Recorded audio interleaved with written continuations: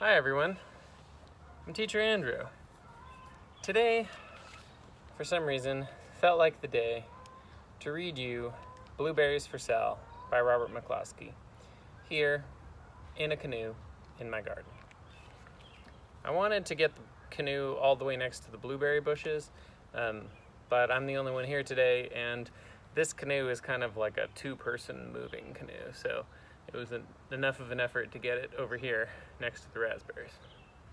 Anyway, but perhaps sometime you'll see it our front yard, and we'll do something next to the blueberries. In the meantime, you can think about blueberries as you hear Blueberries for Sal.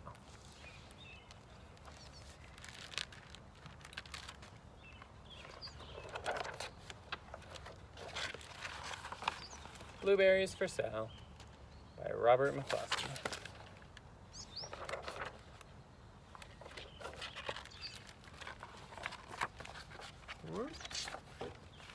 One day, little Sal went with her mother to Blueberry Hill to pick blueberries. Little Sal brought along her small tin pail, and her mother brought along her large tin pail to put the berries in. "We will take our berries home and can them," said her mother, "and then we will have food for the winter."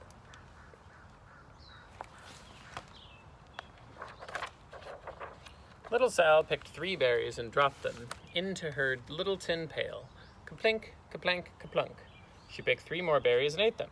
And then she picked more berries and dropped 1 in the pail. Kaplunk, and the rest she ate. And then little Sal ate all 4 blueberries out of her pail.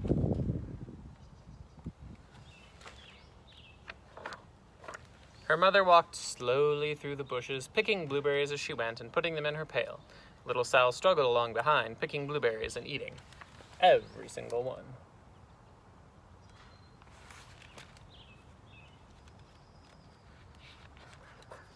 Little Sal hurried ahead and dropped a blueberry in her mother's pail. It didn't sound kaplink because the bottom of the pail was already covered with berries. She reached down inside to get her berry back. Although she really didn't mean to, she pulled out a large handful because there were so many blueberries right up close to the ones she had put in.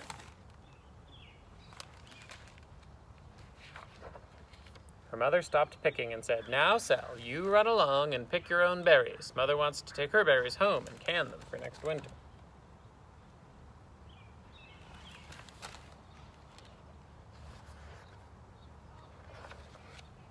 Her mother went back to her picking, but little Sal, because her feet were tired of standing and walking, sat down in the middle of a large clump of bushes and ate blueberries. On the other side of Blueberry Hill, Little Bear came with his mother to eat blueberries. "Little Bear," she said, "eat lots of berries and grow big and fat. We must store up food for the long, cold winter." Little Bear followed behind his mother as she walked slowly through the bushes eating berries. Little Bear stopped now and then to eat berries, and then he had to hustle along to catch up.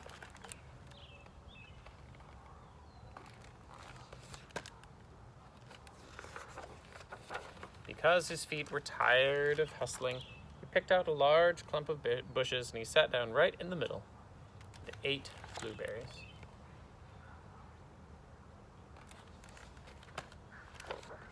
Over on the other side of the hill, little Sal ate all of the berries she could reach from where she was sitting, and then she started out to find her mother.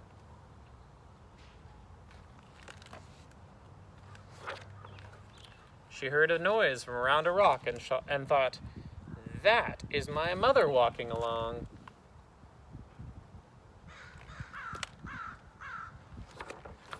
But it was a mother crow and her children, and they stopped eating berries and flew away, saying, "Caw, caw, caw." And then she heard another noise in the bushes, and she thought, "Well, that is surely my mother, and I will go that way."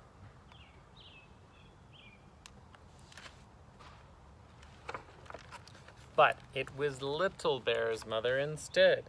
She was tramping along, eating berries and thinking about storing up food for the winter. Little Sal tramped right along behind.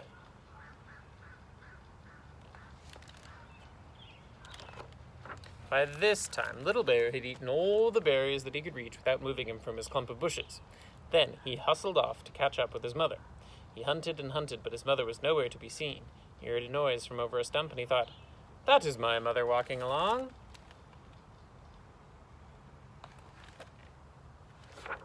But It was a mother partridge and her children. They stopped eating berries and hurried away. And then he heard noises in the bushes and thought, well, that is surely my mother. I will hustle that way. But it was Little Sal's mother instead. She was walking along picking berries and thinking about canning them for next winter. Little Bear hustled right along behind.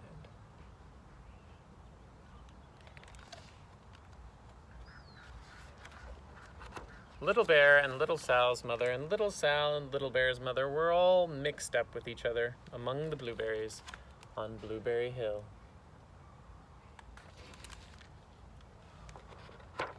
Little Bear's mother heard Sal walking along behind, and she thought it was Little Bear. She said, "Little Bear, munch, munch, eat all you can possibly hold." Little Sal said nothing. She picked up 3 berries and dropped them ka-plink, ka-plank, ka-plunk in her small tin pail.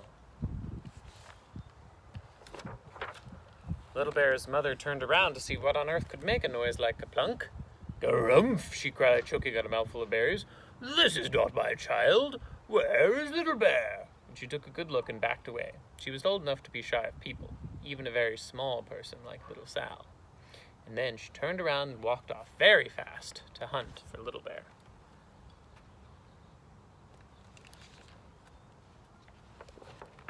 Little Sal's mother heard Little Bear tramping along behind and thought it was Little Sal. She kept right on picking and thinking about canning blueberries for next winter.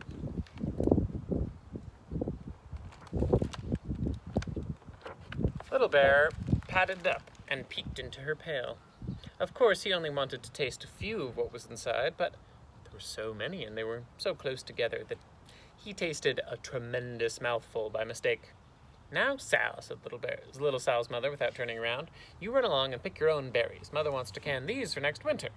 Little Bear tasted another tremendous mouthful and almost spilled the entire pail of blueberries.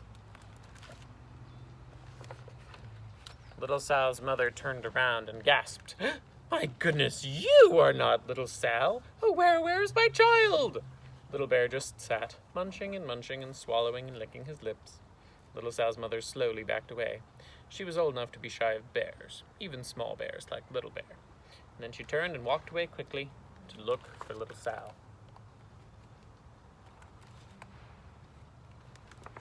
She hadn't gone very far before she heard a ka-plink, ka-plank, ka-plunk.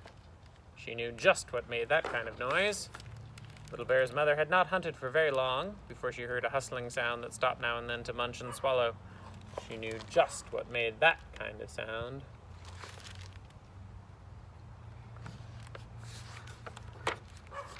And Little Bear and his mother went down one side of Blueberry Hill, eating blueberries all the way and full of food stored up for next winter.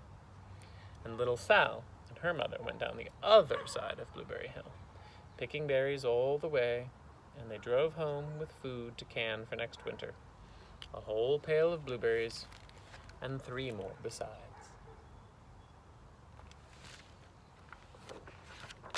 The end.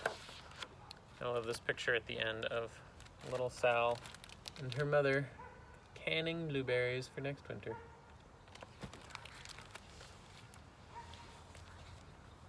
Thanks for joining me.